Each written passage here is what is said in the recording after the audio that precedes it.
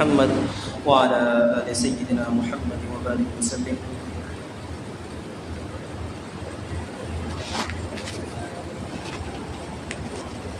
نحمده ونصلي على رسوله الكريم. أما بعد فأعوذ بالله من الشيطان الرجيم. بسم الله الرحمن الرحيم. واتبعت ملة آبائي إبراهيم وإسحاق ويعقوب ما كان لنا أن نشرك بالله من شيء ذلك من فضل الله علينا وعلى الناس ولكن أكثر الناس لا يشكرون. وقال النبي صلى الله عليه وسلم الكريم ابن الكريم ابن الكريم ابن الكريم یوسف بن یعقوب بن اسحاق بن ابراہیم. رواہ البخاری. صدق اللہ العظیم. میرے محترم بزرگوں اور دوستوں، تمام تر تعریفیں، تمام تر بھلائیاں، تمام تر عزتیں اللہ تبارک و تعالیٰ کے لیے ہیں. جس اللہ تبارک و تعالیٰ نے کائنات کے اس نظام کو بنایا،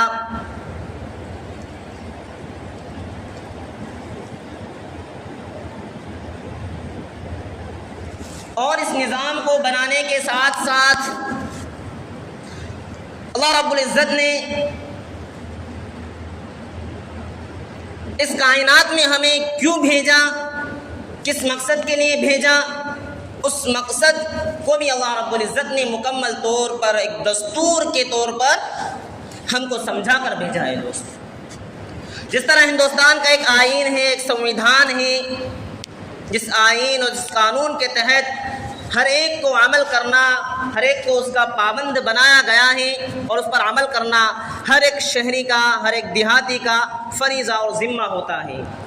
ٹھیک اسی طرح قرآن کریم کی شکل میں، احادیث نبویہ کی شکل میں اللہ رب العزت کی طرف سے ایک دستور دیا گیا ہے. کچھ قوانین انسان کو دیے گئے ہیں، ان قوانین پر عمل کرنا ہر مسلمان کی ذمہ داری اور فریضہ بنتا ہے.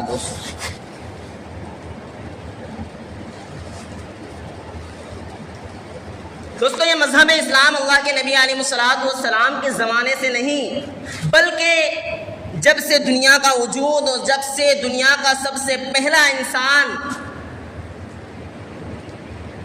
کا اس دنیا کے اندر گزر بسر ہونے لگا، اسی وقت سے مذہب اسلام کی ابتدا ہے. اور اللہ رب العزت نے کم و بیش 1,24,000 انبیاء علیہ السلام کا سلسلہ جاری رکھا، لوگوں کی ہدایت کے لیے، رہنمائی کے لیے، رہبری کے لیے. انہی میں سے حضرت ابراہیم علیہ السلام کا تذکرہ ہم ایام اضحیہ کے اندر سنتے رہتے ہیں، ایام حج کے اندر سنتے رہتے ہیں. دوستو، حضرت ابراہیم علیہ السلام ہی کی نسل سے ایک ایسے پیغمبر کا تولد دنیا کے اندر ہوا ہے جس کا اللہ رب العزت نے قرآن کریم کے اندر بہت پیارے انداز میں پوری سورت، اسی پیغمبر کے سلسلے میں اللہ نے پوری سورت نازل فرما دی. پوری سورت کے اندر اسی پیغمبر کا تذکرہ. ہم حضرت ابراہیم، حضرت اسماعیل اور حضرت اسحاق علیہ السلام کا تذکرہ تو ایام اضحیہ کے اندر، قربانی کے ایام کے اندر سنیں گے، لیکن انہی کی نسل سے جن پیغمبروں کا تولد ہوا، حدیث نبویہ بخاری شریف کی روایت ابھی ہم نے آپ حضرات کے سامنے پڑھی. اللہ کے نبی علیہ السلام فرماتے ہیں الکریم ابن الکریم ابن الکریم ابن الکریم یوسف بن یعقوب بن اسحاق بن ابراہیم. کہ اللہ رب العزت نے ایک ایسے پیغمبر کو دنیا کے اندر بھیجا ہے جس کا باپ نبی، دادا نبی، پردادا نبی، چچا نبی. اللہ رب العزت نے ایسے پیغمبر کو دنیا کے اندر بھیجا. دوستو سوچے اس گھرانے کا کیا عالم ہوگا، خود نبی، باپ نبی، دادا نبی، پردادا نبی اور چچا اسماعیل نبی. اس پیغمبر کو حضرت یوسف علیہ السلام کہا جاتا ہے.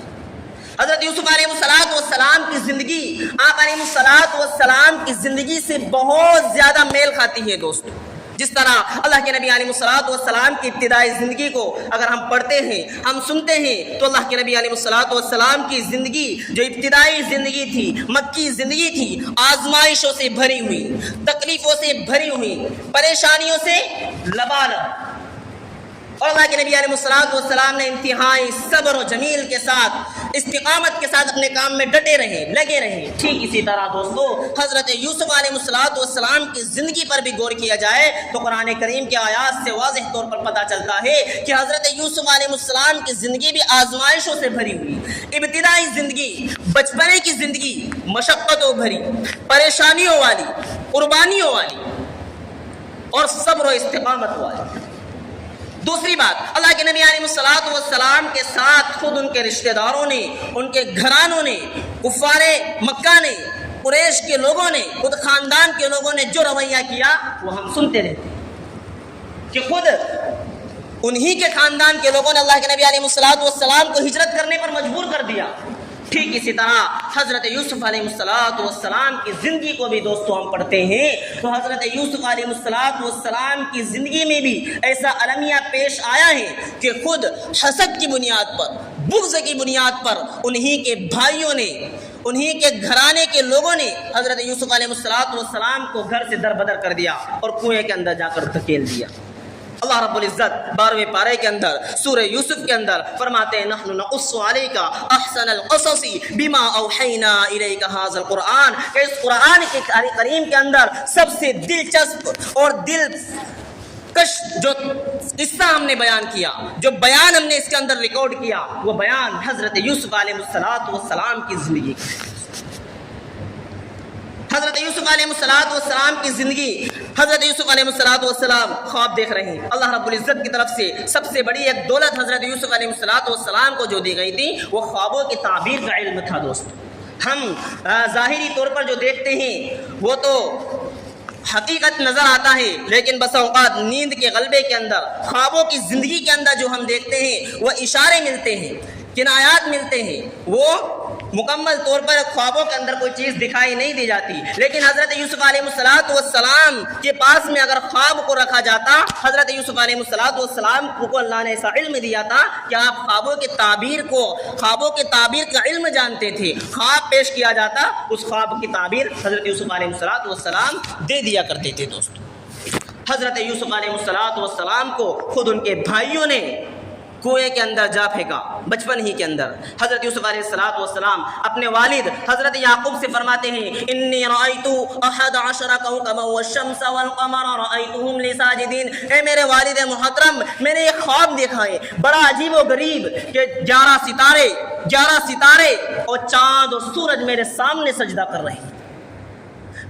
میں ایک معصوم سا لڑکا ابھی جوانی کی دہلیز پر نہیں پہنچا، ایسے ایسے خواب مجھے آ رہے ہیں کہ میرے سامنے ستارے، چاند اور سورج سجدہ کر رہے ہیں، کیا عجیب و غریب خواب ہے۔ حضرت یعقوب علیہ السلام نے اپنی عقل مندی سے، اپنی دانش مندی سے اس خواب کو بھانپ لیا تھا کہ میرے اس بیٹے کو اللہ رب العزت ضرور ایک ایسی علم نبوت سے سرفراز فرمائیں گے، ایک ایسی دولت سے سرفراز فرمائیں گے جو اس خاندان کے اندر اللہ رب العزت نے دے رکھی۔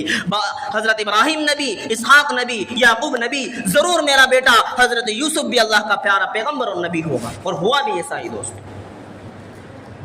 حضرت یعقوب نے کہہ دیا اپنے بھائیوں کے سامنے اس خواب کو ذکر نہ کرنا۔ حسد اور بغض کی بنیاد پر یہ لوگ نہ جانے کیا کر بیٹھے، اس کی امید نہیں کی جا سکتی۔ حضرت یعقوب علیہ السلام نے اپنے بیٹے کو یہ سمجھایا، لیکن دوستو بھائیوں کے دل کے اندر بغض، حسد تھا، لہٰذا حضرت یوسف علیہ السلام سے دشمنی دل میں تھی۔ اس دشمنی کی بنیاد پر حضرت یوسف علیہ السلام کو گہرے کنویں کے اندر جا گرایا۔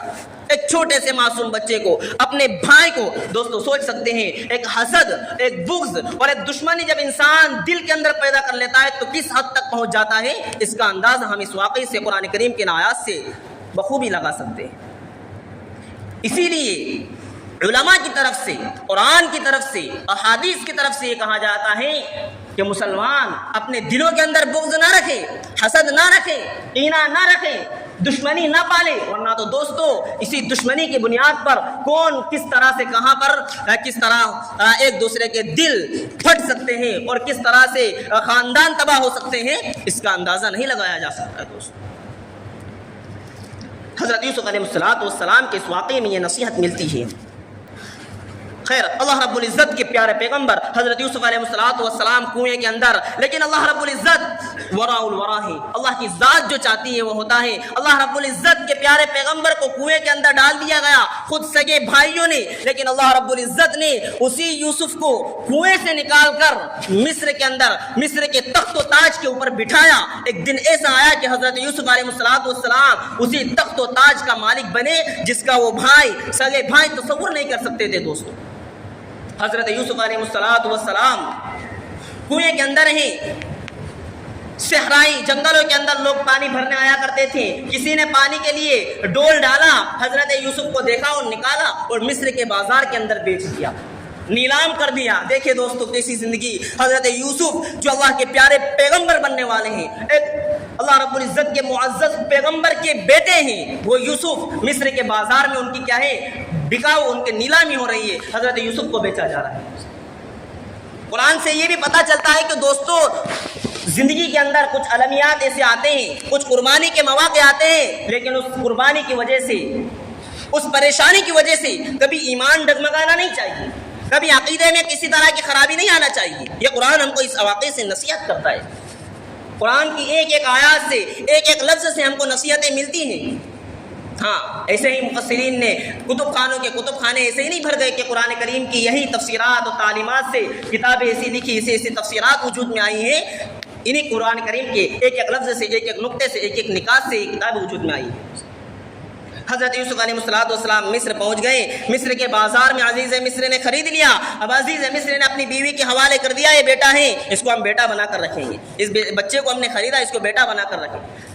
مصر کے اندر گئے، عزیز مصر کی بیوی جس کا نام زلیخا، اس کے حوالے کر دیا۔ حضرت یوسف علیہ السلام کے حسن و جمال کی کوئی انتہا نہیں تھی دوستو۔ اللہ رب العزت نے اس قدر حسن و جمال سے حضرت یوسف علیہ السلام کو نوازا تھا کہ ایک طرف خود حضرت عائشہ صدیقہ رضی اللہ تعالی عنہ فرماتی ہیں کہ اللہ کے نبی علیہ السلام، پھر اللہ کے نبی علیہ السلام کی وہ حسن کی بات ہے، اللہ کے نبی علیہ السلام کے حسن و جمال میں بے انتہا تھے۔ ہم نے اولاً یہی کہا تھا کہ اللہ کے نبی علیہ السلام کی زندگی سے حضرت یوسف علیہ السلام کی زندگی کو بہت مماثلت ہے۔ جس طرح حضرت یوسف علیہ السلام خوبصورتی میں تھے، اللہ کے نبی بھی خوبصورتی میں بے انتہا تھے۔ تو حضرت یوسف علیہ السلام کو بھی اللہ نے بے انتہا خوبصورتی اور خوبصورت اور حسن و جمال عطا فرمایا تھا۔ اسی حسن و جمال کو دیکھ کر زلیخا حضرت یوسف پر فریفتہ ہو چکی۔ یہ بھی اللہ کی طرف سے ایک امتحان، ایک آزمائش، کہ ایک امتحان کنویں کا، دوسرا امتحان پہنچا دیا کہاں، زلیخا کے گھر میں۔ اور یہ بڑا سخت امتحان ہے دوستو، جب ایک مرد کو ایک عورت اپنی طرف مائل کرے، اپنی طرف بلائے، یہ بہت خطرناک وقت ہوتا ہے، ایمان اچھوں کا ڈگمگا جاتا ہے۔ لیکن دوستو حضرت یوسف علیہ السلام نے کس طرح اپنے ایمان کی حفاظت کی۔ ابھی نبوت نہیں ملی، ابھی بچے ہیں، لیکن حضرت یوسف علیہ السلام کے یہاں پر بھی ایک آزمائش ہے، لیکن اللہ رب العزت کی طرف سے اس آزمائش میں بھی حضرت یوسف علیہ السلام کامیاب ہو کر نکل گئے دوستو۔ حضرت یوسف علیہ السلام نے اپنا بچاؤ کے لیے دروازے کی طرف دوڑ پڑے، اور اللہ رب العزت کی طرف سے کرنا ایسا ہوا کہ اللہ کے جو نیک بندے ہوتے ہیں، اللہ رب العزت ان کو گناہوں سے بچانے کے راستے دکھا دیتا ہے اور راستے کھول دیتا ہے۔ یہ اللہ رب العزت کا ایک کرشمہ ہے۔ اللہ رب العزت نے دروازے کھول دیے، راستے کھول دیے، حضرت یوسف علیہ السلام کو بے حیائی اور بدکاری اور زناکاری جیسی چیز سے بچایا۔ اللہ نے پاک دامن بنایا اور پاک دامن بنا کر رکھا ہے حضرت یوسف علیہ السلام۔ پھر حضرت یوسف علیہ السلام کا جب یہ معاملہ پیش آیا، زلیخا عزیز مصر کے عزیز اور گورنر کی جب بیوی کا اس طرح کا معاملہ آئے گا تو دوستو ایسی باتیں چھپائی نہیں جاتی، لاکھ کوشش کرے چھپانے کی چھپتی نہیں۔ پورے مصر کے اندر ڈنڈورا پیٹ دیا گیا، پورے مصر کے اندر یہ ہوائیں پھیل گئی، عزیز مصر کی بیوی اس طرح سے ایک نوجوان پر فریفتہ ہو گئی، اس طرح سے عزیز مصر نے تو یوسف سے کہا یوسف اعرض عن ھذا، اے یوسف اس معاملے سے درگزر کرنا، اس معاملے کو کسی کے سامنے رکھنا نہیں. لیکن ایسی باتیں چھپتے چھپاتی نہیں دوستوں. خیر فلما سمعت بمكرهن ارسلت اليهن واعتدت لهن متكئا واتت كل واحده منهن سكينا وقالت اخرج عليهن. قرآن کریم بڑے دلچسپ انداز کے اندر اس بات کو بیان کر رہا ہے کہ جب مصر کے اندر یہ باتیں پھیلی تو تمام عورتوں نے تانے دینا شروع کر دیا کہ عزیز مصر کی بیوی اس طرح کی بے حیائی پر اتر آئی. دوستوں عزیز مصر کی بیوی نے فوراً اسی وقت دسترخوان سجا دیے، شاہی دربار کے اندر دسترخوان سجا دیے. لیکن حضرت یوسف علیہ السلام کا حسن بے مثال تھا، بے مثال. اللہ رب العزت نے خوبصورتی سے ان کو نوازا تھا، لہٰذا دسترخوان بچھائی اور سب کے ہاتھوں میں ایک چھڑیاں دے دی. حضرت یوسف سے کہا چلے آؤ دربار کے اندر. حضرت یوسف علیہ السلام کا آنا ہوا تو حضرت یوسف کے حسن و جمال کو دیکھ کر تمام مصر کی عورتیں دنگ رہ گئی. قال معاذ اللہ، اللہ کی پناہ، یہ کوئی انسان نہیں ہے، کوئی بشر نہیں ہے، تو فرشتہ معلوم ہوتا ہے. اس کے چہرے کو دیکھ کر تو معلوم ہوتا ہے یہ کوئی فرشتہ ہے.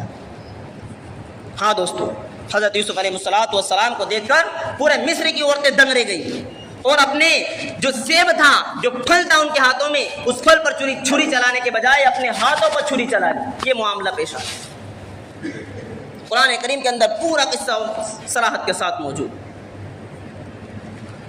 خیر حضرت یوسف علیہ السلام کو زلیخا نے پھر بھی حیائی کی دعوت دی، لیکن اللہ کے مقرب و پاکیزہ جو بندے ہوتے ہیں وہ بے حیائی کو قبول نہیں کرتے، اپنے دامن پر کسی طرح کا داغ نہیں آنے دیتے. انہوں نے کہا یا اللہ قید خانہ اس سے بہتر ہے میرے لیے کہ میں یہاں پر رہوں، اس بے حیائی کے ماحول میں رہوں، اس سے بہتر ہے کہ مجھے قید کروا دے، مجھے قید میں ڈال دیا جائے. حضرت یوسف نے اس معاملے میں کو اللہ رب العزت کے سپرد کیا اور ہوا بھی ایسا ہی. اللہ تبارک و تعالیٰ کی طرف سے دعا قبول ہوئی، حضرت یوسف کو قید میں ڈال دیا گیا. قید میں حضرت یوسف علیہ السلام رہے. کہا جاتا ہے تقریباً 7 سال تک حضرت یوسف قید میں رہے.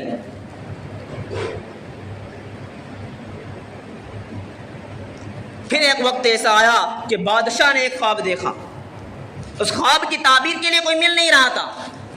درباریوں نے کہہ دیا قالوا اضغاث احلام، یہ تو سب بے سند باتیں، ایسے ہی خواب آتے رہتے ہیں. لیکن اس خواب کی حقیقت کو جاننا بادشاہ کا منشا تھا. حضرت یوسف کو بلایا گیا، حضرت یوسف سے اس خواب کی تعبیر پوچھی گئی. حضرت یوسف مہارت تامہ رکھتے تھے خوابوں کی تعبیر میں. اللہ رب العزت نے ان کو ایسی فراست عطا فرمائی تھی. اس فراست سے حضرت یوسف نے خواب کی تعبیر بتائی اور اس کا حل بھی بتایا دوستو، جس سے متاثر ہو کر، جس کا اس قدر اثر ہوا بادشاہ کے اوپر کہ خود بادشاہ نے اس یوسف کو، جو ایک وقت کنویں کے اندر پڑا ہوا تھا، بھائیوں کے حسد کا شکار تھا، اور ایک وقت ایسا آیا کہ زلیخا نے اپنے فریم میں گرفتار کرنا چاہا، اور ایک وقت ایسا آیا کہ قید خانے میں پڑا رہا، اور ایک وقت ایسا آ رہا ہے اللہ رب العزت کی طرف سے کہ وہی یوسف اسی قید خانے سے نکل کر مصر کے تخت و تاج پر پہنچ رہا ہے. اللہ رب العزت کا کرنا ایسا. اور ایک وقت ایسا آتا ہے کہ اللہ رب العزت کی طرف سے قحط سالی آئی مصر کے اندر قحط سالی، کھانے کو غلہ نہیں، پینے کو پانی کے لیے لوگ محتاج ہونے لگے. دور دور سے لوگ آنے لگے مصر کے اندر حضرت یوسف علیہ السلام کے دربار میں. اب حضرت یوسف علیہ السلام کے دربار میں وہ بھائی بھی آئے. ایک وقت ایسا آیا کہ جن بھائیوں نے خود کنویں کے اندر حضرت یوسف کو ڈالا تھا حسد کی بنیاد پر، آج غلہ لینے کے لیے، آج اناج کی بھیک مانگنے حضرت یوسف کے پاس پہنچ گئے. تو دیکھیں دوستو، اللہ رب العزت کی طرف سے آزمائشیں آتی رہتی ہے، آزمائشوں کے سلسلہ چلتا رہتا ہے. لیکن ایک وقت ایسا آیا کہ اللہ نے تخت و تاج کا مالک بنا دیا اور پورا علاقہ حضرت یوسف کے پاس غلہ لینے آ رہا ہے. ایک مصر کا بادشاہ بنا بیٹھا حضرت یوسف علیہ السلام. ان بھائیوں نے تو حضرت یوسف کو نہیں پہچانا، لیکن حضرت یوسف علیہ السلام نے اپنی فراست سے اپنے بھائیوں کو پہچان لیا. حضرت یوسف علیہ السلام نے اپنے جو ایک سگا بھائی تھا بنیامین، اس کو ان سے طلب کیا. پھر ایک وقت ایسا آیا کہ حضرت یوسف علیہ السلام نے خود کہہ ڈالا ان بھائیوں سے کہ بتاؤ، ایک وقت ایسا تھا کہ تم نے اپنے ایک چھوٹے سے بھائی یوسف کے ساتھ کیا معاملہ کیا، کیسا معاملہ کیا تھا، حسد بغض کی بنیاد پر، دشمنی کی بنیاد پر کیسا معاملہ کیا تھا. تو خود فوراً ان لوگوں کا ذہن اس واقعے کی طرف گیا اور کہا کہ کیا تم ہی یوسف ہو؟ قال انت یوسف قال انا یوسف، حضرت یوسف علیہ السلام نے کہا جی ہاں میں وہی تمہارا چھوٹا بھائی ہوں جس کو تم نے کنویں کا ایندھن بنا دیا تھا، کنویں کے اندر ڈال کر آ چکے تھے۔ اللہ رب العزت نے آج مجھے تخت و تاج کا مالک بنا، آج مصر کا بادشاہ مجھے بنا دیا اللہ رب العزت۔ حضرت یوسف علیہ السلام کی اس گفتگو کو سن کر حیرت میں پڑ گئے، دنگ رہ گئے۔ کیا عقل اس بات کو تسلیم نہیں کر رہی تھی کہ جس کو ہم کنویں میں ڈال کر آ چکے تھے اور باپ کے سامنے جا کر ہم نے بہانہ بنا دیا تھا کہ یوسف کو تو بھیڑیا کھا گیا اور اس کو تو کسی شکاری نے شکار کر لیا، اور آج وہ تخت کے اندر مالک بنا بیٹھا ہوا ہے اور ہم اس کے سامنے بھیک مانگ رہے ہیں۔ حضرت یوسف علیہ السلام نے اپنے بھائیوں سے کہا جاؤ مصر سے نکل کر جاؤ، اپنے باپ کو ساتھ لے کر آنا۔ حضرت یوسف علیہ السلام کے والد حضرت یعقوب علیہ السلام خود نبی تھے، پیغمبر تھے۔ قرآن کریم کہتا ہے وَابْيَضَّتْ عَيْنَاهُ وَهُوَ قَصِيمٌ، اپنے بیٹے کی جو گمشدگی پر، کیونکہ انتہائی محبت اولاد سے باپ کو بے انتہا محبت ہوا کرتی ہیں، اس محبت میں گھٹن محسوس کر رہے تھے، آنکھیں سفید پڑ گئی تھی، رونا دھونا حضرت یعقوب علیہ السلام کی آنکھیں ٹینشن کی وجہ سے، غم کی وجہ سے سفید پڑ چکی تھی۔ لیکن حضرت یعقوب علیہ السلام کو جب مصر کے اندر لایا گیا، حضرت یوسف علیہ السلام کے تخت کے پاس لایا گیا، تو تمام کے تمام بھائی جنہوں نے حضرت یوسف علیہ السلام کو کنویں کے اندر ڈال کر بھاگ چکے تھے، وہ تمام کے تمام بھائی وہیں پر سجدے میں گر پڑے، اپنی شرمندگی کی وجہ سے سجدے میں گر پڑے۔ حضرت یوسف علیہ السلام کو کا ذہن فوراً کہا گیا وہیں انی رأیت احد عشر کوکبا والشمس والقمر رأیتم لی ساجدین، اپنے والد محترم سے کہا تھا کہ ابا میں نے خواب دیکھا عجیب و غریب، 11 ستارے سورج چاند مجھے سجدہ کر رہے۔ حضرت یوسف علیہ السلام نے کہا اے والد محترم یہی میرے خواب کی تعبیر ہے کہ ایک وقت ایسا تھا اور ایک وقت اللہ نے یہ دکھایا، اس خواب کے وقت میں ننھا بچہ تھا، مجھے کنویں کے اندر ڈال دیا گیا، لیکن آج اللہ رب العزت نے مجھے تخت و تاج کا مالک بنا دیا اور میرے سامنے ان تمام لوگوں کو سجدے میں گرا دیا۔ تو یہ خواب کی تعبیر حضرت یوسف علیہ السلام نے بیان کی، اور قرآن کریم نے بھی حضرت یوسف علیہ السلام کے واقعے کو یہی پر ختم کر دیا۔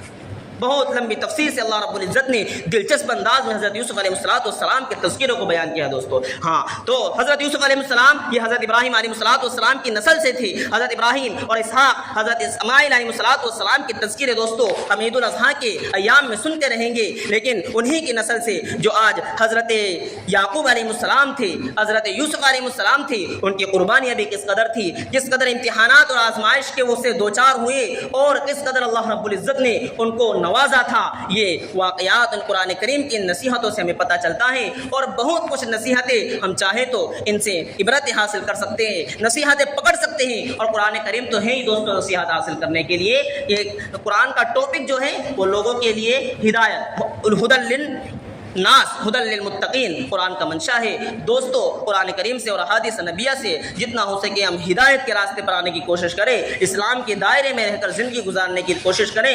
دعا ہے کہ اللہ رب العزت ہم سب کو کہنے سننے سے زیادہ عمل کی توفیق عطا فرمائے، آمین۔ وآخر دعوانا ان الحمد للہ رب العالمین۔ اچھا ہاں مسجد والی چندہ